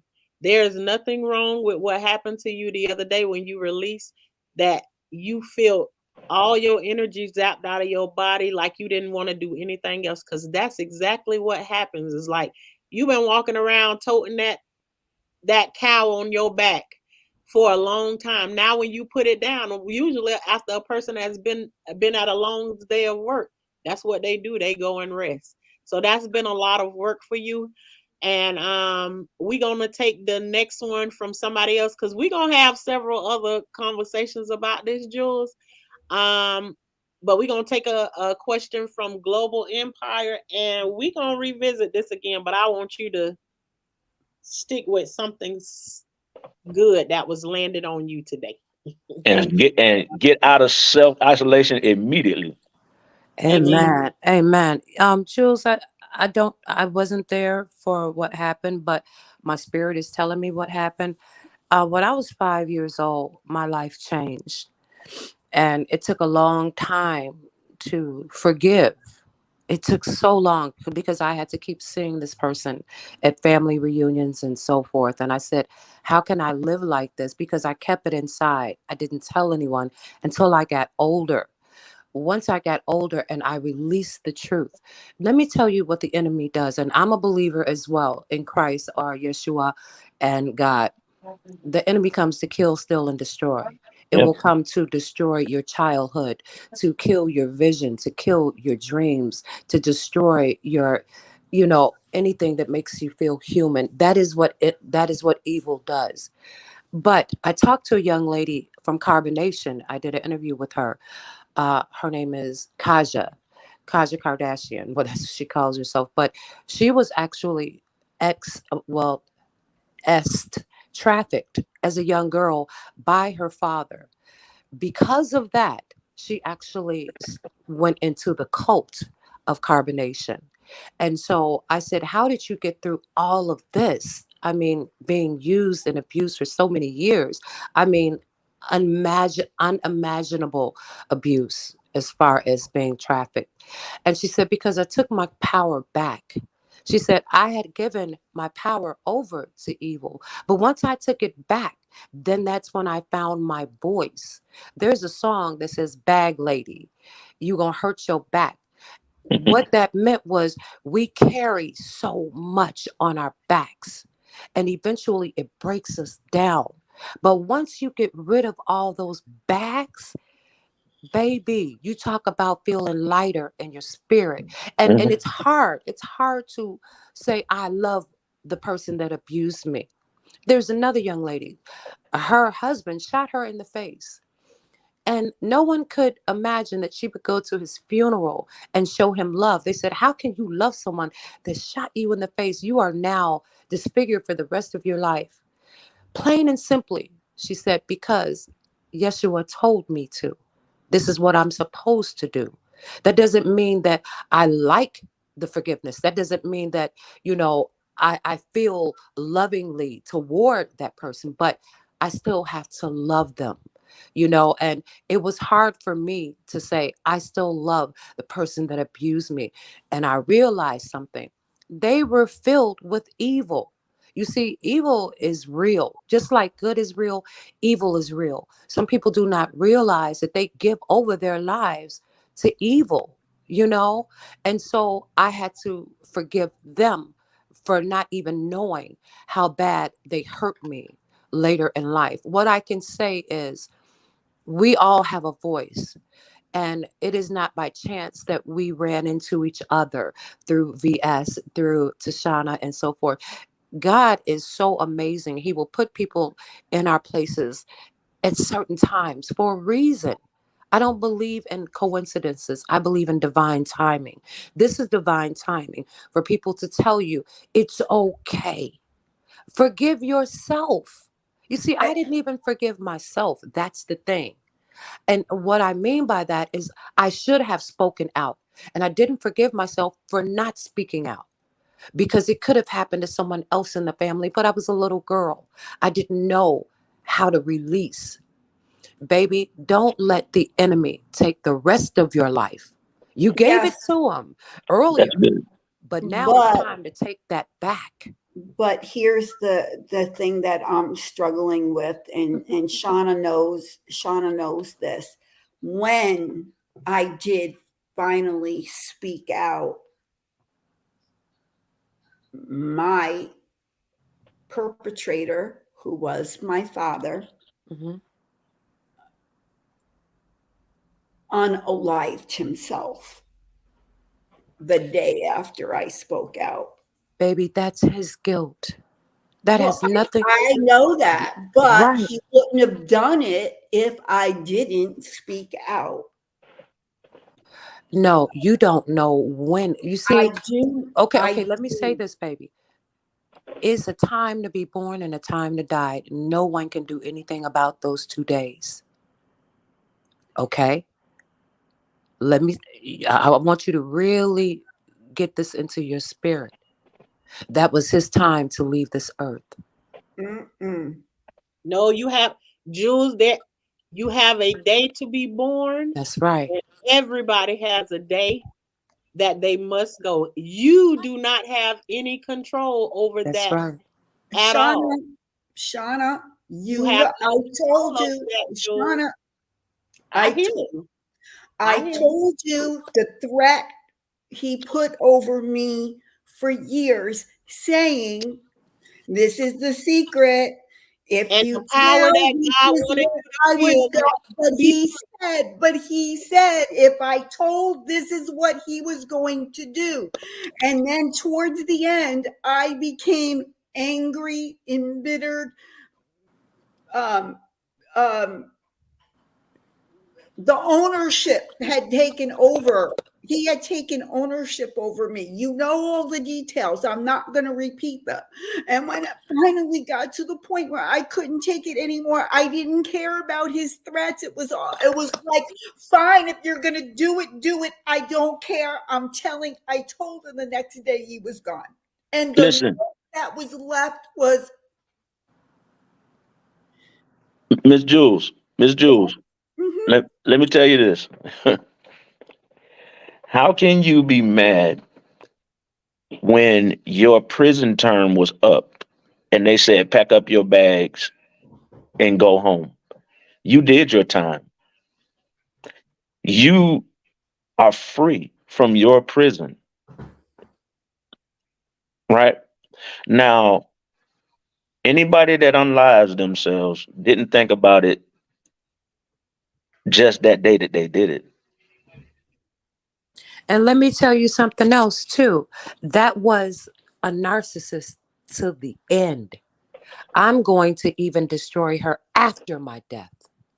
Exactly. You see what I'm saying? So it was calculated for years. For years. But It- he's not going to end up where we're going to end up. You understand? And God, sometimes I believe that God uses certain people in order to do certain things on this planet. He's done it since the beginning of time. I'm going to use this person. I'm going to use that person. You know, why me? Why use me, Lord? Because you have a voice that reaches thousands of people. That's why he chose you. And let me tell you something, when God chooses his people for certain tasks, it's going to be hard. If you ever read the Bible, it tells you everything that they went through when they decided, yes, I am going to follow. Yes, I am going to do what you sent me to do. Some of them ended up on crosses. Some of them ended up beheaded. Some of them, you see what I'm saying? But they stood true to their purpose on this planet. You have a purpose, Jules. Don't allow this person to take the rest of your life. Give your life in service to others. Maybe that is the purpose that you're here for. But if you keep closing yourself off, then God can't use you, baby. You are Right. a blessing to so many. You have no idea. So one person that God allowed to remove himself from this planet, guess what? Maybe he did a whole lot of other young girls a blessing. But not only that, not only that, Miss Jules, right? Um, I see now why you were talking about you were in a conundrum because you love this individual, and now because you feel guilty that you are free, right? And I want you to understand something. You're a very strong person to carry all of these years this thing that he wasn't willing to carry. Understand that. All right. It was a choice. And it had nothing to do with you. It was a choice. All right. And what you got to do is understand that you can't be guilty for being free. There's no guilt in being free. All right. There's no guilt in loving. There's no guilt and experience. It's just that it happened to you. Your story was written and it's still being written. So your life isn't over. Amen. It's just beginning. And you have to take these things that's happened to you. Like, we're not placing blame on nothing, not on him, not on you. These are just moments that happen. The moment from 0 to 11, those moments were full of love. 11, the year 11 came, and a moment changed everything. But it didn't negate all of the love in the past 11 years. So you take that. Then after that moment happened, you still had love, but you were still hurt. You were still dealing with this stuff, right? So now here it is, several years later. You've been carrying this stuff around with you. You've been a prisoner for all of this time. And finally, you had the strength enough to release yourself from a predetermined sentence that was placed on you. When you realized that you had the keys in your hand the whole time.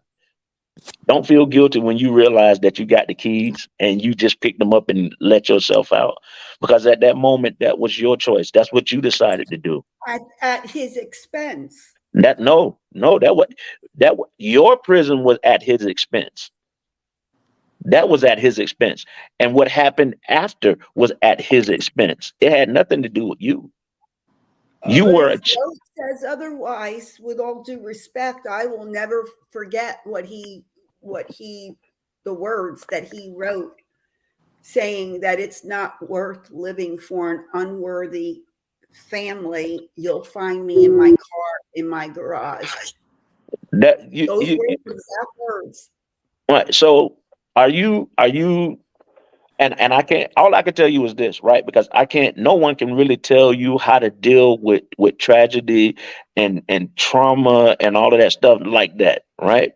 My suggestion to you is that, are you a believer? No, yeah. Yes. You are? All right. So Yes. as a believer, our God can do all things but fail. Right? And That's why I believe that even though he took his own life, I remember my mother's sister saying, all right, Miss Jules, I'm gonna stop you. I'm gonna stop you, Miss Jules, before you go there, because I'm tired of you disrespecting yourself. All right, now, come on. I'm tired of you disrespecting yourself. Say that. Do you understand what I'm saying? You matter. You mean something. Yes, and I'm sick of you doing it to yourself. So you need to stop it, because this is your story, not his. And you know what? My mother used to always. Our story. No, it's not. It's your story. You're the one that decided to be free. You're the one that was suffering. You're the one that needed healing. So what would you have rather happen, for you to have been gone and be of inconsequence? No, Jules think her life is over because she's 70 years old. But do you know the number 7? You've done it 10 times over. Is complete. You now heading to your new beginning. 8 is a new beginning. You're on your way there. Why can't you receive it, Jules? That's what I'm talking about. If somebody will give you something great about you, and you will beat that good thing down in the ground. So that's why I don't even want you to continue to be able to say anything. I want you to sit in what somebody has given to you, which is a great thing for you, and just let it lay on you like a sheet. Okay. Stay in it. Stay in it. Don't throw it away. And I tell you all the time, I'm that person too, that I can uplift somebody else and tell them everything great about themselves. And I can tell you that it bothers me when people do that to me. I can see it in you. So I'm telling you, people have came in here and laid a sheet of love on the top of you. Lay under that cover. Thank you. You're welcome. Listen, lay under that cover today. Please lay under. Please stop blaming yourself. Forgive yourself and move on. And I mean, I know that sounds cruel and everything, but now, why did this stuff happen? Why now this stuff. That's what you need to be looking at, because there is purpose left in you. And stop feeling like your life is over at 70. Who said you weren't going to live to you 110? Mm. Who said that who said that you wasn't going to live to 110? And you're 70 now. Think about all of the stuff that you can do right now. You have lived a life full of testimony, and you have survived, and you're still surviving. I am so sorry that all of that has happened to you. I am. I I don't am. want anybody to be sorry about it. It is what it is. We Now, celebrating what you coming up on, not what you've already been through. We celebrating the new Jules. yes, the new And you. I'm just so grateful that I had the opportunity to meet Shauna, and I value her. And you being her brother today for the first time, thank you. I appreciate you as well. I hope we get to talk some more. You We will. We will. will. All of us, we will. Listen, it was a pleasure for me to get to meet you and to see your face. You're very beautiful. You know that, right? Oh, please. You you you you are. You're very beautiful, and I want you to stop thinking that your life is over, man. I mean, life is life, and it be lifing. That's just what life do. But we have choices that we have to make. We can choose to stay in a place, or we can choose to make, for lack of better words, make the lemons that we have into lemonade. But it's all a choice. So I'm asking you to choose you today. You've been choosing everybody else for a long time. It's time for you to look at yourself in the mirror and say, hey, I remember you, and you do matter. For real. Hey, Mm. that's what I want you to do. Yeah, so Jules, when you come over here from now on, I'm gonna let you go with the throwing away only so long, and then I'm gonna put a pause on you, and we gonna put that blanket on you, and you're gonna have to learn to lay up under it, because other than that, we don't you at the next phase in your life, and over here we can't allow you to stay in that same place. So you over here, and I believe attached to the people that you are over here, to push you to the next level in your life. So That's right, baby. We lay up, healed over here. We lay healed up over here, baby. and cuddle. We healed over here. Yeah. Thank you. I appreciate you. I'm gonna go on and step on down in case somebody else wants to come up and speak. And Shauna, I love you. And I'm so sorry. I came into the stream late, so I don't even know what your name is. I apologize. Ken. My name is Ken. Nice to meet you, Ken, and I hope to see this one again. Thank We you. Appreciate absolutely all will. your kindness. Well, I like that you're smiling. You have a great day. You too. Bye-bye. Bye, Jules. See you next time. Okay. And Jules is over on TikTok. She asked you right now, she's in the space that she's in, but I love having conversations with her because she asks questions. She's not afraid to ask any questions in a conversation. She asks questions that people are afraid to ask. So she keep this conversation going really well. So I always enjoy having Jules in a live to ask other questions and stuff. And and those of you that believe in prayers and everything, hold her up in prayer, to be able to move to the next place in her life. And she already on the road there. And you know, I don't know how to drop no things or whatever in the chat, but also my brother Ken has he has his own page also. I will do it the best way that I know how to, and add him later on in this video, because I'm still learning as I go along myself. But he also has his own page. I don't know if I have any moderators in here that know how to drop the link to his page, but yeah, he also has his own. And I know a lot of people probably came in a little late, and the conversation was really, really good. That was a really good conversation, but I'm very happy that Jules came up and gave us that moment, because in the moment I didn't know where that was going to go, but I'm glad that I was a part of of that, and we all ended up being on the same page to put Jules up under that blanket. That's right. Now That's go right. up and get some rest, girl. But you got anybody else wanted to come up, or you got anything else that you wanted to add to the conversation, brother? Because I think this was great. This was, and I knew it was gonna be like this because this is how for all of you that are watching, this is how our conversations go. It go from A to Z, from Z back to A. But that's what I love so much about my sister. That's what I love so much about conversation. True conversation. Amen to that. All right, then, brother. If that's all, then we gonna get ready to carry on with our Saturday because I got a whole bunch of stuff over here that I'm gonna do. But I absolutely loved having these conversations, and which we probably gonna have a whole lot more of them. But Yeah. and I see Lori B say that look how this has touched all of us. And yes, it actually has. Yes, yes, yes. But I'll give you the closing remarks of what we're gonna say, and then we're gonna be out. All right. I did for all of those that are out there. Of course, everybody have their different beliefs and everything, but I believe in God. I believe in Jesus Christ. And what I'm saying to you is this: even with that,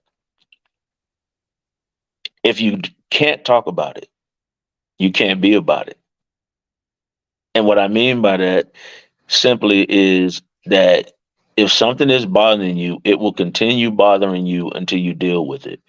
And I know that a lot of us don't like to deal with the truth because the truth can be ugly, the truth can hurt. And it is what it is, and there's repercussions and all of that stuff. But if you're in a prison and you're trapped in and you can't find your way out, you need to get connected with people that you trust and begin to have these conversations. Don't spend time being angry, spend time trying to figure it out. Um, and that's just it. And again, I want to say to my sister, because the topic of this whole live was my brother shot me, right? And I do apologize to my sister for not being aware of everything that was going on while we were in the same place, living different experiences, man. So check on your people. Just because you live in the same place and everybody laughing and smiling don't mean that everybody's okay. Have those conversations. Turn them doggone televisions off, turn them cell phones off and them iPads off and all of that stuff, and gather everybody around and have a true conversation about how they doing. And that's a whole nother topic. But just get your people together and have a wellness check. See how they're doing. That's it. I love you, sis. Thank you so much. And I put his page up on the screen right now, and you all go over and check him out. He just now starting out to post some things. I've been encouraging him. He real funny too. He always making somebody laugh and everything. This was more on like the serious side, but we have a whole bunch of laughs and stuff that we go through. But I appreciate everybody for showing up to this live. Tell someone, each one teach one.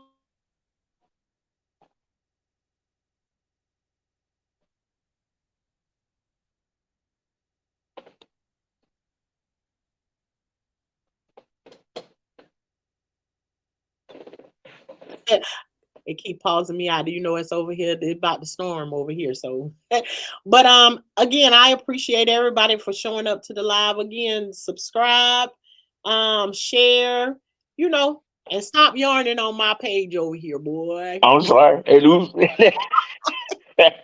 look, I feel a release. Now I'm gonna go get some rest. All right, I appreciate everybody. That's right. Until later. Peace, people. Love y'all. Peace. Love you.